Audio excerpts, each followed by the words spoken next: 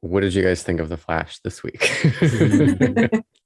My temperature was a bit closer to the hotness this week.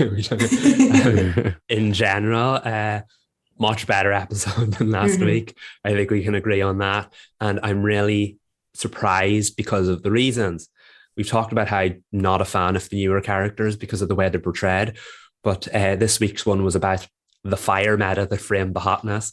They were searching for them, and it turns out that we don't know if it's a meta yet. It's actually some kind of grief monster that feeds off people's grief.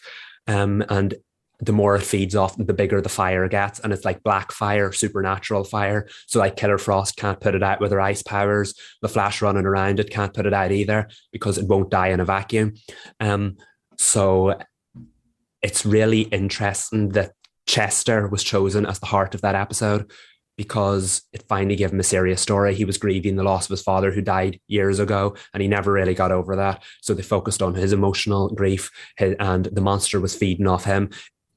Halfway through the episode, Chester was convinced that he was being haunted by the ghost of his father, who wanted him to die in a similar fashion to the way he did. I was like, that's a bit of a reach. How did we get there? Because Chester's so lighthearted and he likes to look at things from a scientific standpoint. And I was like, where did ghosts come into this? They did the work afterwards, but it didn't change the fact that it was a bit of a reach to get from A to B. That aside, the drama in the episode was strong. The fact they continued to build his relationship with Allegra, who again I also have issues with because she's dealt with in such a lighthearted, corny, kind of cheery way. And I'm like, why should we care about you? This week we finally saw why, because the two of them had a really serious moment. And I was like, okay, I could ship them if they're going to continue doing this. That was much better.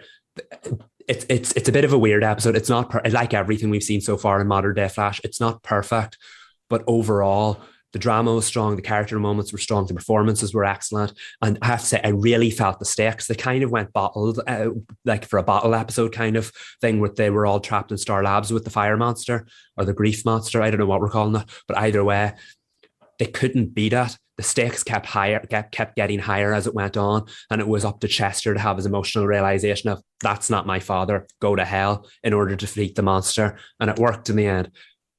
I really, really enjoyed that episode, and I had far less issues with it than any of the recent ones since it's come back. So that for me was a major victory for the Flash, and I'm really intrigued by this, like kind of whatever this demon thing is. It sounds like a great villain. I don't know if it's going to be an alternate version of the comic book villain, if a comic book villain, I don't know.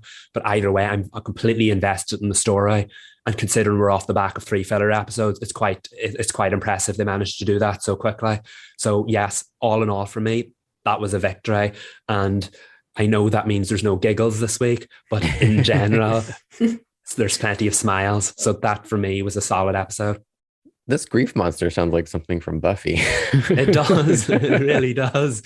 I like that they went for the whole like terrorizing route as well. The Flash usually goes like, oh, we're on Team Flash, we're stopping bad guys. But they actually went for like the horror element this week. And I feel like if they go that could kind of separate it, because the Flash has got a really corny, cheesy representation in recent years. Yeah, years. Mm-hmm. So to have something darker, to have something more terrifying, and to add real stakes to the story, this could potentially take it in the right direction. So fingers crossed.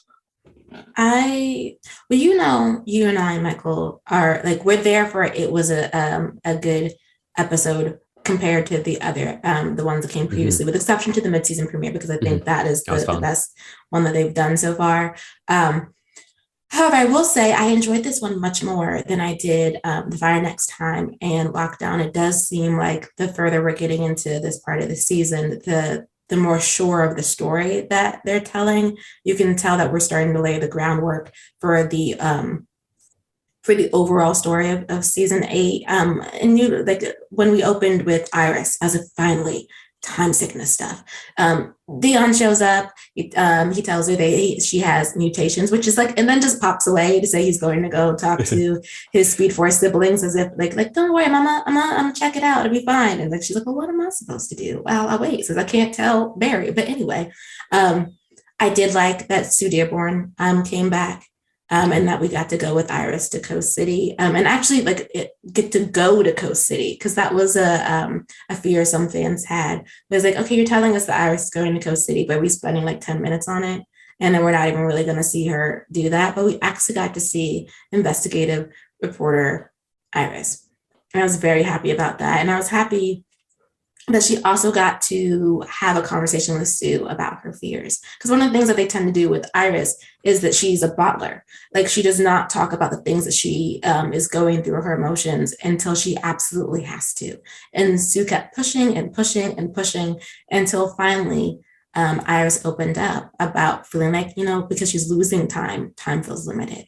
And she doesn't want to just be waiting in the wings for everybody to save her. So this is something that she can do. She can go talk to this young ghost meta named Tinya, who also has some issues of her own. So she's looking for her mother. I loved when they finally revealed what Tinya's issue was. Not that like she needed to be sitting and having a conversation with Iris and Sue, two random women who show up on her side of their version of the United States, because she has powers and they feel like they can help her. It's like, she didn't say she wanted to be a superhero. Perhaps we should leave that little girl be. But the way that they pushed her, and they got her to open up to them and talk about the fact that she had been in the system and her mom had given her up, and she was hoping that if her mom found out that she had power, she could see that she's worth something. And I was like, don't hurt my heart like that. I cannot do that. Not the baby being upset because her mom didn't give her the love and support that she needed. And she feels like, because I'm special now, she'll think I'm special. Like, obviously Tanya's story is going to be that she'll have to realize that she doesn't need to be special in order for her mom to care. Like, either she cares or she doesn't. And if she cares because she's a metahuman, then that's a trash mom. like it should not be, oh, you have powers, and then so therefore I care now when I didn't care before. That just sounds like someone who's going to be a moocher on her daughter, and I don't want that for Tinya. I know we just got her, but I'm ready to protect her. What else happened? The Star Labs ghost stuff was fine for me.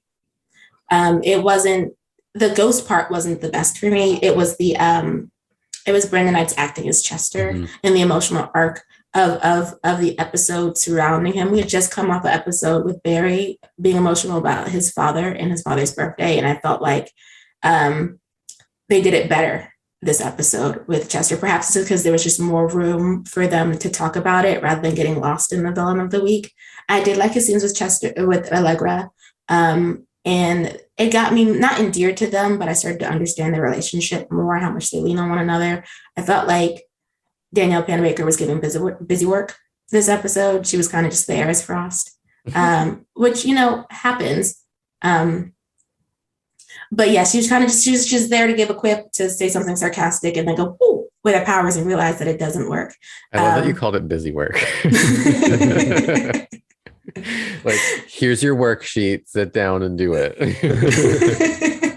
It felt like that. And I thought that Frost isn't my favorite character. We know this, and neither is Caitlin, but I just feel like if she's going to be in the episode, I felt like she should have been utilized more. And, I will say this point. I did not care for the handhold between Frost and Barry. I don't know what we're doing, because we just did, what was it? That was Lockdown, where Barry was thinking about leveling up, but he thought about Caitlin. And I'm like, what are you doing? I think that was just unfortunate timing, because I think the show's gone so far in the whole treating Caitlin and Killer Frost as two separate people now. It would be very ridiculous to ever suggest there's anyone for Barry outside of Iris. I don't think we should go there, particularly again because they're two separate people who just happen to look alike. We definitely don't want to go down that road. That's messy. And I agree with you totally. Again, I like seeing Killer Frost on screen when they give her something to do. And you see, if you cut those moments out of context where she just goes out there and gives the ice, I'm like, badass. And then you see what surrounds it, and you're like, give the woman something to do.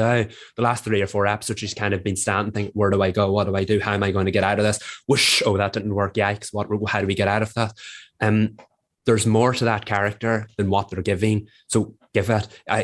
Believe me, if we did that Birds of Prey spin-off, I would happily add her to it, because the Flash is not giving her what she needs. I agree. I love seeing her in the action, but they're not giving her anything else outside of it. And that's continuing to hurt the character. Same goes with Caitlin, because all she does is pop up to say a medical quip and then pop off. I can't believe she's off, and whereas she's supposed to be with Marcus having the best time living it up. And that's just because they don't want Danielle Panabaker on screen playing both characters. But like, they should never have separated them in the first place if that was going to be an issue. Yeah, wow. Very true. No more busy work for Danielle Panabaker. Well, I think they're trying to make her Barry's partner, in the way that Joe was. And it's not successful. Like, let's stop doing that. There's more to the character than that, and they're not giving it, and I feel like they've decided that she's such a veteran on the show that they're not going to continue giving her real solid character work. So she's just going to do the whole quips and the funny moments and the snarky humor. And I'm like, there's more to you than that. So why aren't we seeing it? And I just wish at this point, now that the writing is really starting to improve as the show goes on, they would really hone in on that and make that a character we can all root for, because I did in the past and I want to do it again.